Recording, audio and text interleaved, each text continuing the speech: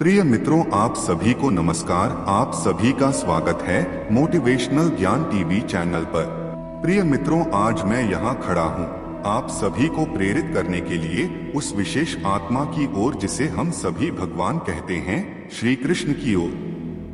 भगवान कृष्ण हमारे जीवन के अनगिनत पहलुओं को सीखने के लिए एक महान गुरु हैं। उनके उपदेशों से हम सभी अपने जीवन को सफलता की ऊंचाइयों तक पहुंचा सकते हैं। पहली बात जो हमें सीखनी चाहिए वह है समर्पण।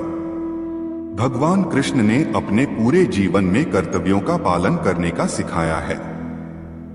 हमें भी अपने कार्यों में समर्पित रहना चाहिए और अपने कर्तव्यों को पूरा करने के लिए समर्पित होना चाहिए। दूसरी बात जो हमें सीखनी चाहिए वह है सहिष्णुता। जीवन में हमें समस्याओं और परिस्थितियों का सामना करना पड़ता है।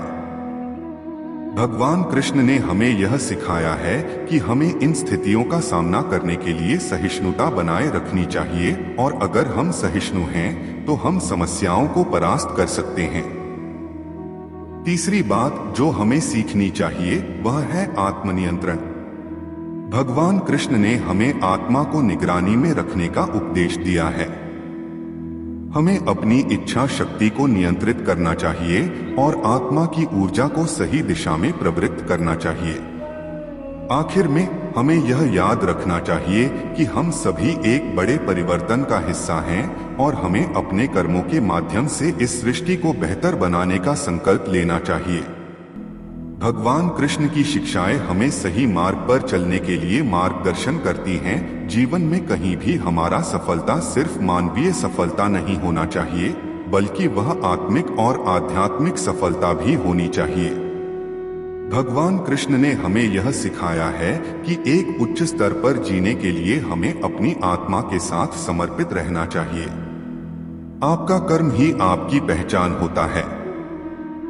अपने कर्मों में नीति, ईमानदारी और समर्पण से कार्य करना आत्मा को प्रेरित करता है। भगवान कृष्ण ने कहा है कि कर्म करो, फल की चिंता मत करो। यदि हम ईमानदारी से कर्म करते हैं तो फल स्वयं हमारे पास आएगा। समस्याओं का सामना करना हमारे जीवन का हिस्सा है।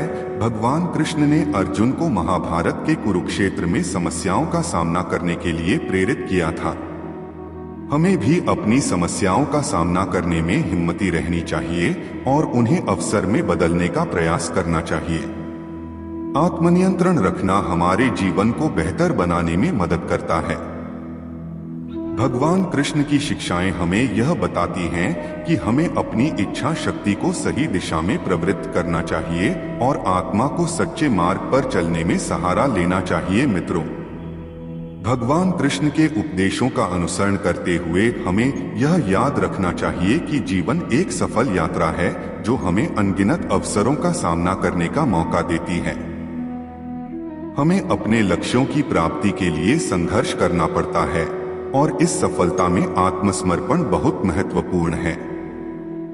भगवान कृष्ण ने हमें सिखाया है कि कर्मों का सही तरीके से समर्पण करना हमें आत्मा के साथ संबंधित बनाए रखता है।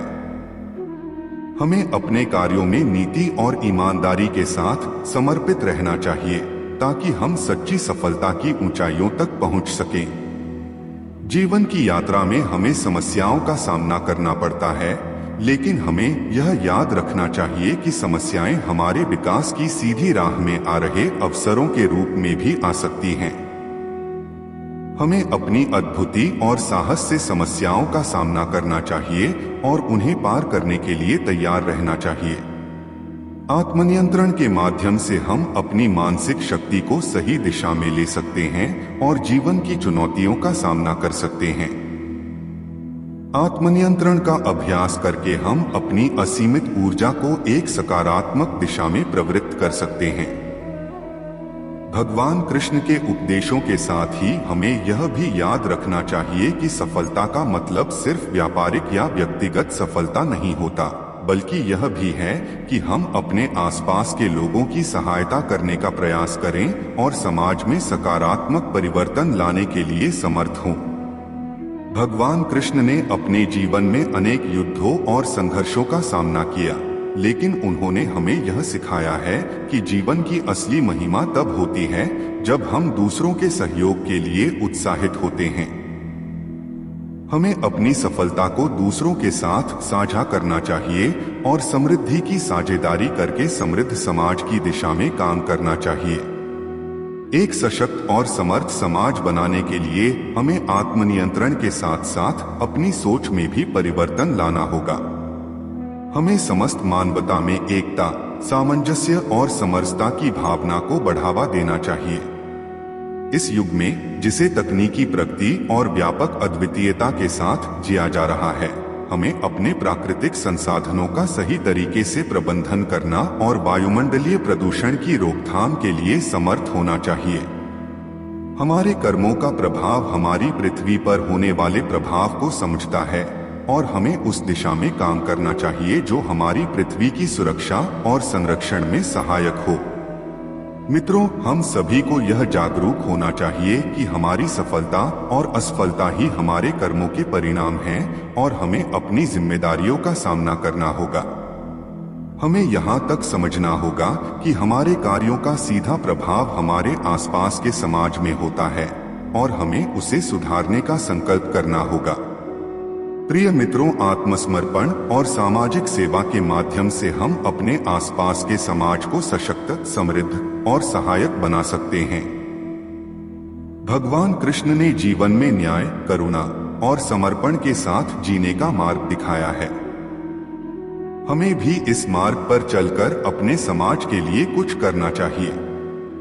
शिक्षा एक महत्वपूर्ण उपाधि है जो हमें समझदार और उदार बनाती है। हमें अपने विद्यालयों और समुदायों में शिक्षा के क्षेत्र में सकारात्मक परिवर्तन लाने का कार्य करना चाहिए। शिक्षा के माध्यम से हम न केवल अपने आत्मनिर्माण की दिशा में बढ़ सकते हैं, बल्कि समाज को भी उन्नति की ऊंचाइयों तक पहुंचा सकते हैं। पर्यावरण संरक्षण का मुद्दा हम सभी के लिए अत्यंत महत्वपूर्ण है।